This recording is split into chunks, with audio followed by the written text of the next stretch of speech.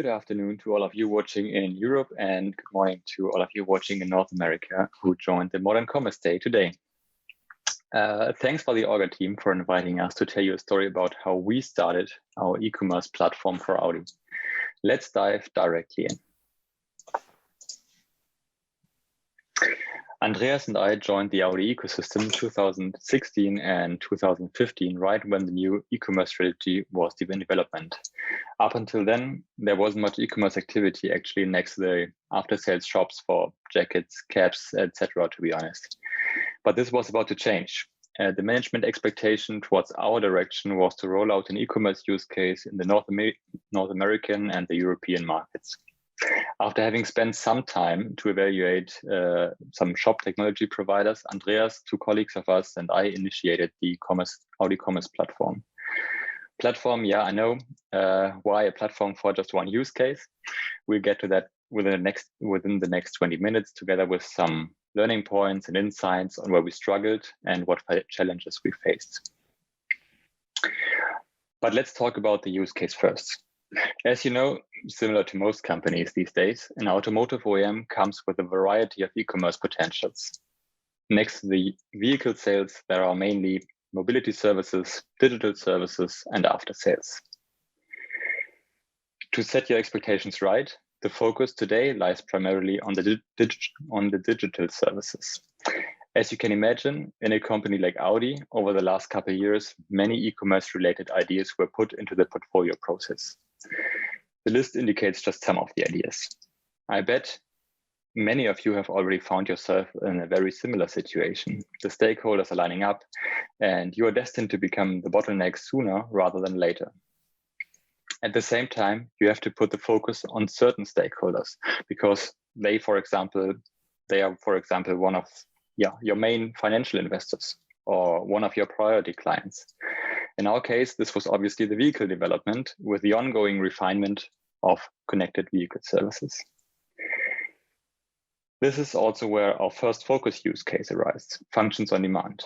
The thought behind it, vehicle equipment can be activated on demand after delivery for a selected period of time. As you can imagine, this use case came with enormous dependencies on Audi legacy vehicle systems. If we hadn't steered against this one-sided influence right from the start and enable other use cases at the same time, the chances would have been huge that our product, the Audi Commerce platform, would become a timely victim of the theory of disruptive innovation. Since the thought behind the disruptive innovations theory was one of our main drivers, let me take a quick detour. It's based on incumbents improving their products with innovations their customers demand, which generally isn't a bad idea. At some point, chances are high these incumbents will reach a point where they are overshooting the needs of most customers when implementing features and innovations only for a few key customers, for example. For us, chances were high that most of our platform features would have been found in this area quickly if we had only focused on the function on demand use case. Maybe not through external competition, but through Audi or VW group departments, which use e-commerce use cases, we would have slowed down, for example, with our development bottleneck. This innovation overshooting offers the possibility for new disruptive innovations. Of course, incumbents have the chance to respond in this situation, for example, by trying to adjust their culture to be able to react more quickly, or simply by buying the new innovation or with all the consequences, obviously. In many cases, the incumbents start to struggle. Examples we all know for not having enough willingness to change are obviously Kodak or Nokia or Blockbuster, who was disrupted by Netflix. Based on this theory, we continuously challenged our development backlogs to not find ourselves in this situation for as long as possible, at least. This sustainable thought leads me to the three main pillars of the Audi Commerce platform. Because one of the main pillars is sustainability, next to speed and flexibility. Based on these pillars in 2016, I guess, we were looking for a partner to provide us a flexible solution for our transactions. Our decision fell on commerce tools, since they, for example, offered us possibility to use the Audi internal customer data store and not necessarily use the commerce tools customer objects. On the other side, we provide a set of APIs.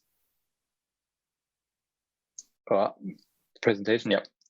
set of APIs for customer-facing frontends like the hybrid shop in the My Audi app and the My Audi Portal.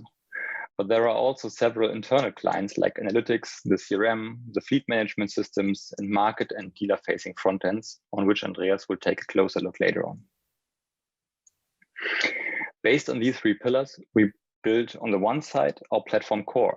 This core contains basic functionalities like, for example, receiving product availabilities for a specific vehicle, or filling the cart, and finally processing and delivering the order. On top of these core services, we first built centrally developed apps. In our case, these were the apps for functions on demand, for example, or other connected vehicle services. Next to these centrally developed apps, the US and Canadian Audi markets started to develop their own local apps based on top of this infrastructure. Let me show you how we got to this point and our thoughts behind it. As our name, Audi Commerce Platform, indicates, one of the main goals when starting a platform is to initiate network effects. And naturally, you need to solve the chicken-egg dilemma between the demand side and the supply side to start these network effects. To solve this, we chose the strategy to give a product away for free. Similar to food delivery services or ride-hailing companies giving away coupons, our free product to the markets was function on demand, with a side note that other e-commerce use cases can be integrated using our set of APIs. Our thought was that this free product should spread the word of mouth within the company and the Audi markets. So we triggered the same side effects on the demand side. Once the business units in the markets saw the potential of our product, of our platform with our free product, they engaged the development teams to build suitable apps for their own use cases. So the cross-side effects from the demand to the supply side. As a result, for example, the North American market now launched their in-car data plan products with Verizon, the inspection service plans, and are soon taking online deposits on stock vehicles. If our APIs are really as good as we hope they are, the growing number of locally built apps show potential to other dev teams, which then hopefully triggers the same side effects on the supply side. And ultimately, once the locally built apps are launched, business units in other markets also gain interest. This then, in the end, should trigger the cross-side effects from the supply to the demand side. And with at least two of these effects initiated by now, I hand over to Andreas. Thank you, Mathis. Well, with all these platform effects in mind, you really need to be careful with how many sites you want to support at launch. Android has to take care about the users and app developers and multiple hardware manufacturers. On the other side, iOS has just two with the users and app developers. And this significantly reduces the complexity. This is why we decided to focus on internal client side like CRM and business reporting with providing standardized APIs to get access to the platform. We learned a lot during this phase, so how we can interact with each other and provide the data in the best way possible. With this experience, we were well prepared for the next step to support an additional site. One of our biggest markets wanted to integrate the ICP directly into their ecosystem.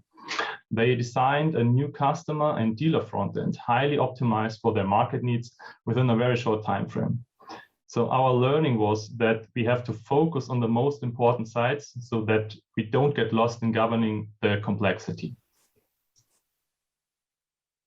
One of our goals is to provide easy-to-use e-commerce APIs, and so that our clients do not have to worry about all the complexity from the backend services. They can query, for example, the whole product portfolio for a specific vehicle and can check out that product with a central user ID and payment account. Our delivery takes care about the activation of that feature. This set of APIs works for multiple use cases, so our clients just have to adopt small things in the front end.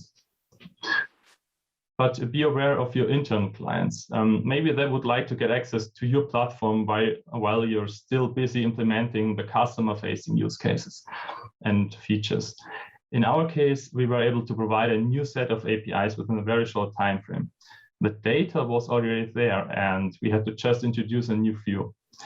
The challenge here was to find a way so that how the internal systems could access the data from a market rather than from a specific user. So this required the introduction of a whole new way of authentication and authorization.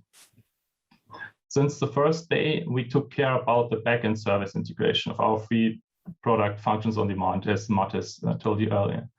When you're responsible for integrating all the third-party services from your platform, you will or may find yourself as a bottleneck at the end. So this is why we introduced a third-party adapter, where a client can integrate their own services directly. With this approach will help us to get more speed in rolling out multiple use cases and markets at the same time. Last but not least, it is important to us that our clients do not have to use every service we provide. We learned that from Commerce, right? So I just want to give you an example. Our clients can either use our product catalog and price management, or can register a third-party template product and transmit the product data on the fly. Another example from accounting part, we provide market accounting integration, but the client can easily decide to turn it off and use their own solution. So you have to be flexible. When we are working on new use cases, we slice the elephant into pieces and decide which part is relevant as platform feature. Maybe some parts are business features and do not support the platform vision itself. In this case, we either try to find somebody else which takes over development, or develop the feature by our own, but in a way that we can easily give it away later on. It is very important that external pressure does not lead to bad decisions. You will need the team's capacity to develop core features and make them globally available. Some vehicle-related use cases are very complex and take, for example, more than a year to develop. 1 year is a long time in e-commerce, so it is very important to find a way to reduce the use case and release the feature as soon as possible. It's easier said than done, but it's very important. So focus on platform requirements and be transparent as possible, and let the customer clients know what they will get at the end. When we started to develop the platform services, we did just basic test automation. We had a big testing team in the background and a lot of pressure to deliver the product in time. At some point, the platform reached a level of complexity where the testing team could not cover all the relevant cases anymore. And we found ourselves working on bug fixes mostly 20 up to 30% of the sprint's capacity. So after that learning, we decided to invest heavily in the test automation area.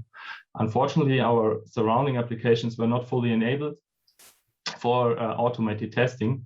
It took quite a while to set up the process so that it worked end-to-end. Testing is now a very important part of our feature development within all our teams. And the stability of our platform is very satisfying right now, luckily. We can release a bug fix within a very short time frame and do not have to test anything manually anymore. So do not make the same mistake. Invest as early as possible in the test automation. A fixed scope without testing leads to bugs, and this leads to instability and reduced development capacity in the future.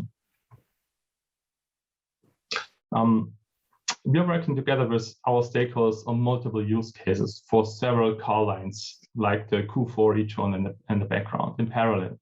So it's quite difficult to make sure that everyone is on the same page.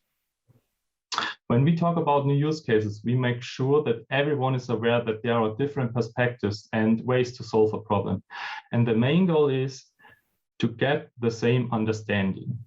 So before you talk about details, like 100 pages of a technical concept, talk about how the user journey looks like and the problem you want to solve. It helps a lot to switch perspective. So try to look at the journey with a different role. make sure that the journey is in the center of your feature development and improve it over the time. Repeat the alignment until you are aligned. So there are great tools out there which can help you, even remotely. So in our case, we had very good experience with tool user story mapping. So you get a great overview about the use case and discuss what has to be done within a whole group. Our main learning was basically that we have to invest in the understanding of the use case first before we talk about all the details. Last but not least, I would like to share 4 mindset and cultural learnings. The first, politics, which is important to make sure your platform is seen and known in your organization. But politics should not affect your platform and feature development. Build your platform based on your vision and the customer needs. The second one, staff the project with people which are sharing the same mindsets and make sure they follow the same vision. This helps a lot to guide autonomous teams to the target line.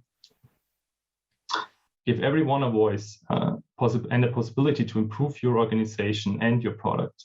You will be very surprised how many good ideas and improvements we have realized based on that approach. And finally, make decisions in groups with your domain experts. Write it down and share it immediately to your organization. So that's it from my side. Thank you very much.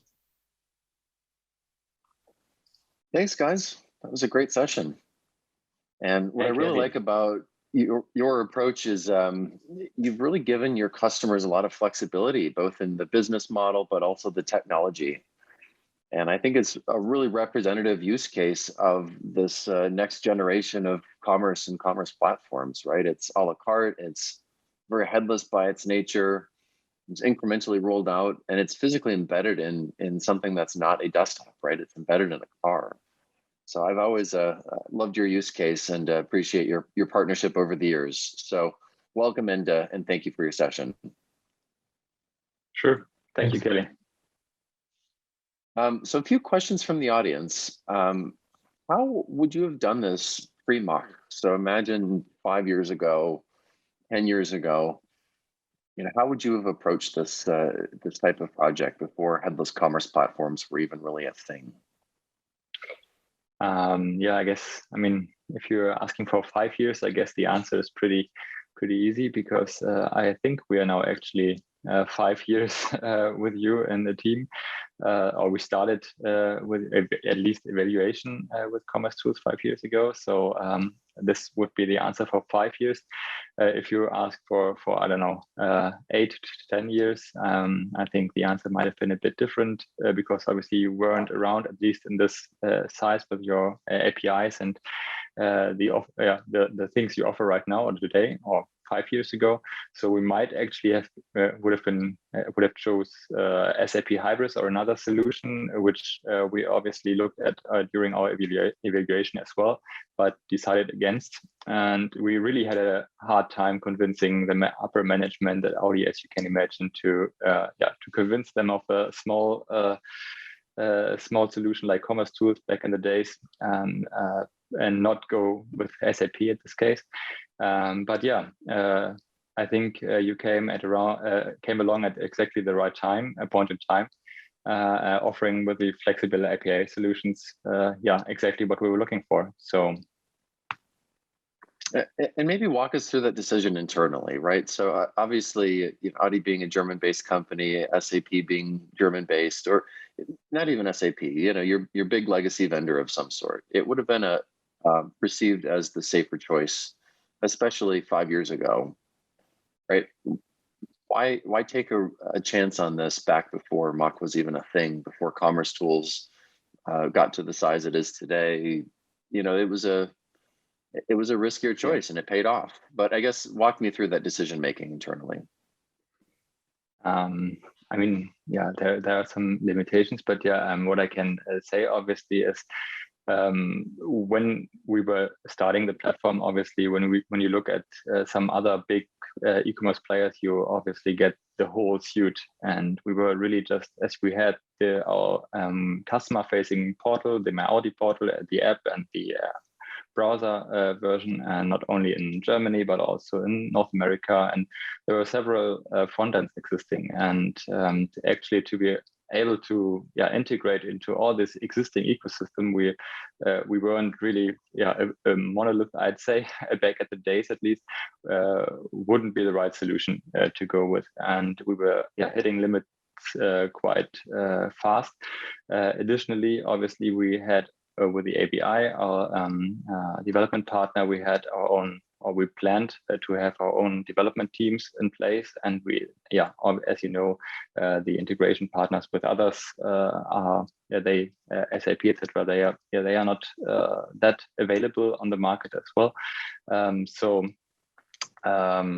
What basically, I mean, what was the real benefit from your side is that really we were limited, as I mentioned in the presentation as well, to some IT security issues as well. So the customer data, for example, they needed to be stored in the Audi databases. They were our IT department wasn't allowing us to really store our customer data anywhere else from a commerce perspective.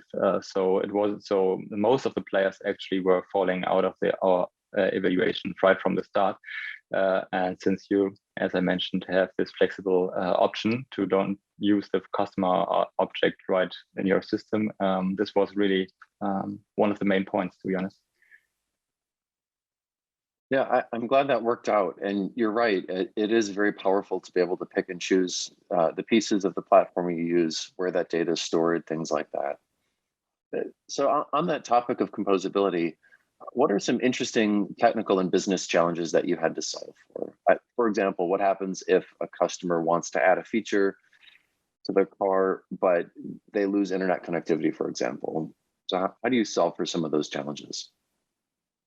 Yeah, actually, from a customer perspective, it is quite easy. So we have the so-called My Audi Portal and My Audi app, where you can just look for your product and purchase your product. And this is completely independently from the vehicle itself. So you do not need a permanently active internet connection from your vehicle to the Audi backend applications.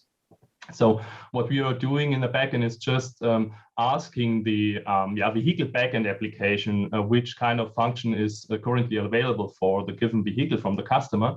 And if the function or the product is available, then the customer is able to purchase that product and can do the checkout. And everything else is happening in the background when the customer finished the checkout and placed his order.